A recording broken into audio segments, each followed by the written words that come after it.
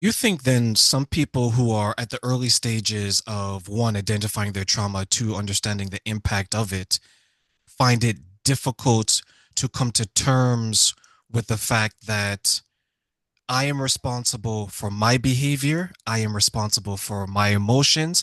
It's not anyone else's responsibility but my own. Is that a difficult acceptance for some people? Yes, because I think, well, not I think, I know the shift has to occur for us to move from being disempowered and victim to being empowered and in control. And so if you've lived your whole life or you've had so many significant experiences that took your power away, right? That is a really hard shift to make. And but man, when it happens, it's so incredibly powerful and so incredibly liberating and such an important aspect of healing. I knew someone who struggled with that. And the reason why she struggled with that is she was getting attention when she would be living in the victim mentality, in the victimhood, right? So I'll give you a further example. So what she would do is that she ended up divorced. This was maybe 2 years ago, Trina, and things weren't working out, and then she's had boyfriend after boyfriend after boyfriend, right? This is the one. We post on my Instagram and TikTok, and then 3 months later, she scrubs it, finds John. This is the one again.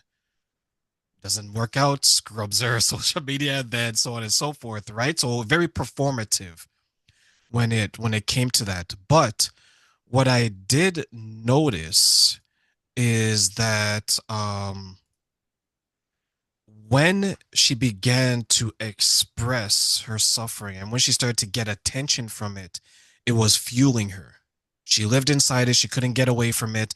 Everything became about that. She had an identity shift. She wasn't a mother anymore. Sorry, she was still a mother. She was now a former wife, but she became this person. And this person was, woe is me. I'm going to live in it. And it's understandable. You can be traumatized and it stays with you. But I think sometimes what we don't speak about is the people who latch onto it and they don't want to let it go. What are some of the obstacles that you think they face when they know what they're doing, they're aware of it, but because they're getting a reward for it, they don't want to change or let it go? Wow, that's a deep question and a great question. And I don't know if it's that they don't want to let it go as much as maybe they're not even aware of how it's that situation you just explained is kind of continuing to keep them in that cycle. We all need to know we matter. We all need connection. That is a human need. And that's amplified when we have people who are experiencing trauma, who didn't feel safe, who were disempowered. Trauma disempowers us, takes power and control away.